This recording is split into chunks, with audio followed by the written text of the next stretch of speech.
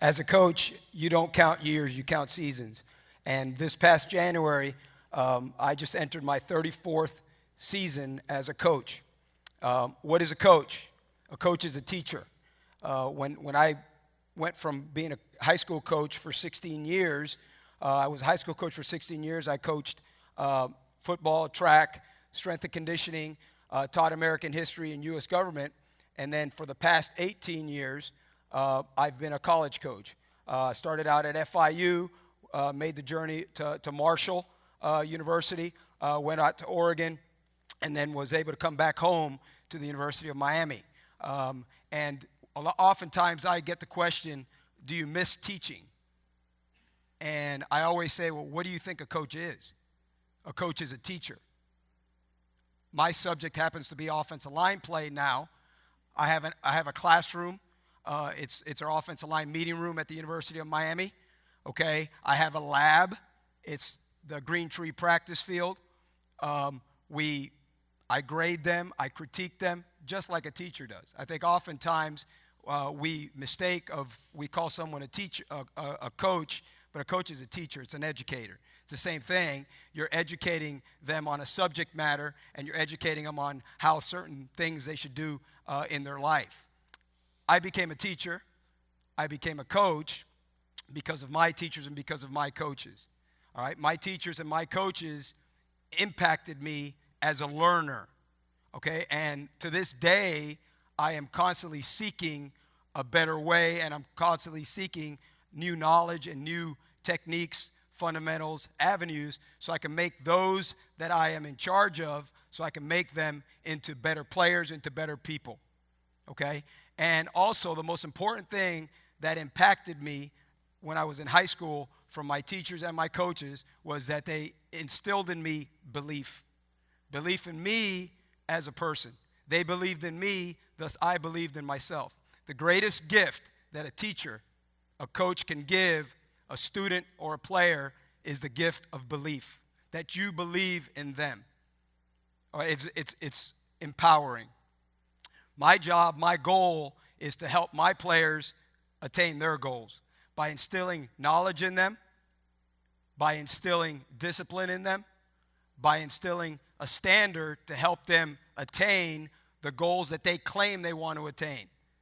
And a lot of times that is tough, and you have to confront and demand them that they have to act and they have to do things a certain way if you want to accomplish what you claim you want to accomplish.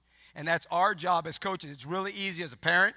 It's really easy as a coach. It's really easy as a teacher to look the other way, because that takes no energy. It takes no discipline, okay? But you have to confront and demand in order for those young men to be able to achieve and attain what they claim they want to achieve and attain.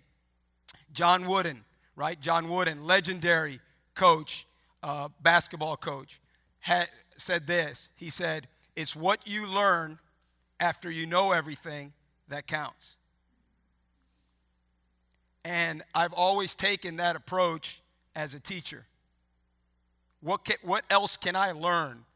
I don't have anything figured out. What else can I learn? I know a lot of you in here probably go to football games. All right? Some of you might have done this yourself, but I'm sure at a game, you've heard someone yell, all right, block somebody. All right? You hear it like if it's easy, you know, you might have been the one yelling. You might yell it at home. Well, let me tell you what an offensive line coach, which is what I do, let me tell you what an offensive line coach actually does. Okay? An offensive line coach is responsible for doing three things. Number one, he's got to get 5 men to play as one mind. All right? We have a motto in our offensive line room at the University of Miami that says 5 men, 1 mind. In order to be able to do that, okay, we have to have a certain language. So there's a certain communication that takes place that we use at the University of Miami, that at Christopher Columbus High School they use a different communication. At Marshall we use a different communication. But it's what gets the 5 of us to see things, to hear things, to say things, right? And to show things in a certain manner. And it gets those 5 individuals to act as one body and to work in a synchronized manner. Number 2 is we have to run the football, right? Well, what does it mean to run the football? To run the football means that you're going to move a man from point A to point B against his will. Okay? So in order to move a man from point A to point B against his will, you've got to use leverage, you've got to use technique, you've got to use fundamental, you've got to use footwork, right? And there's a lot of brute force involved there as well. So that's the second thing that I got to do as an offensive line coach. Then the third thing as an offensive line coach, everybody likes quarterbacks, right? Well, we got to keep them standing, right? We got to keep them standing. Some way, somehow, I got to stay in between the defender and the quarterback to give the quarterback enough time to find the wide receiver who's running the route to trying to get open. So the next time you say, hey, block somebody, we're trying, okay? So it's kind of what we do, right? Kind of what we do. So we are as coaches, as teachers, we are lifelong learners, okay? And as a lifelong learner, I am constantly in a quest to find a better way for my players to communicate, for my players to be able to run the football, and for my players to be able to pass protect, okay? One of the other things as a teacher, as a coach, that you should always do is you'd always try to seek out and learn from the best, okay? Now, I'm not doing this because I coach at the University of Miami, but as an offensive line coach, the only way that I advocate having my fingers up is if I'm throwing up the U. As an offensive lineman, this is sacrilege. Okay, as an offensive lineman, okay, to have your fingers up it means that your elbows are going to be out and you're not in a powerful position. As an offensive lineman, right, you want to have your thumbs up. I learned this from my wife, opposable thumbs, right? So we can grab, right? So you got your thumbs up, which keeps your elbows in, which is a very, very strong form of the body. Okay, so we're always with our thumbs up. There's a reason why I'm saying this, okay? The other thing is this. I don't know if you know this, but, okay, here are two arms, right? If I use one arm is longer than two. So when we're blocking, okay, you're going to see when we're blocking, we do a lot of things with one arm instead of two arms because, see it? There's one, there's two. I got shorter, if it's possible, but I just got shorter, right? So one arm is longer than two, right? And the reason I'm saying these things is because these are things, philosophies that help our offensive lineman block, and I had the opportunity to learn it from the best, right? And the best in my profession, which is coaching offensive line play, is a gentleman named Jim McNally. Jim McNally is the most impactful and the greatest offensive line coach in the history of the game of football. And that's not my opinion. That is fact. Jim is 80 years old. He's retired. He lives in Buffalo, New York. Okay? He coached in the NFL offensive line for 30 years, coached in college for 15 years, was offensive line coach for 3 Super Bowl teams, right? 2 with the Bengals, 1 with the Giants. Never won one, but got there, right? Coached arguably the greatest offensive lineman in the history of the game of football, right? A guy by the name of Anthony Munoz, okay? And Jim is retired, and I've always studied Jim from afar, okay? But over the course of the past year, since last February, I've been able to develop a friendship with Jim. He's 80 years old. He discovered Twitter. So when he discovered Twitter, I discovered Jim. And we started a friendship that at 2 o'clock today, I'm going to say this, and my wife knows because I confessed to her.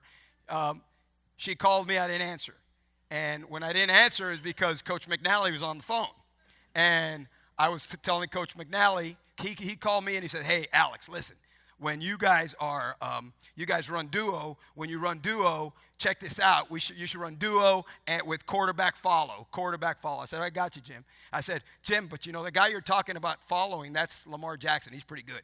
And he's like, yeah, but it might work for you. But it's someone that I have now been able to link up with, right?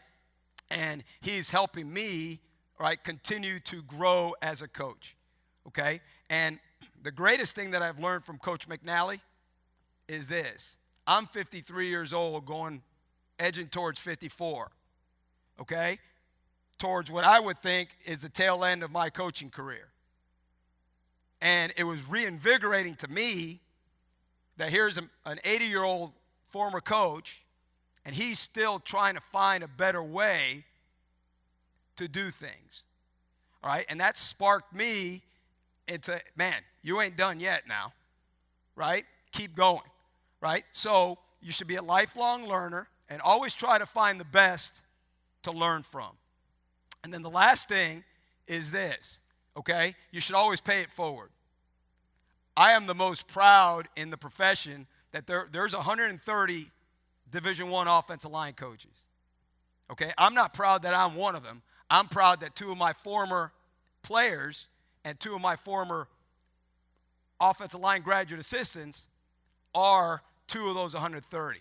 One of them is at the University of Oregon by the name of Alik Terry, and the other one's at Western Michigan University by the name of Trevor Mendelson.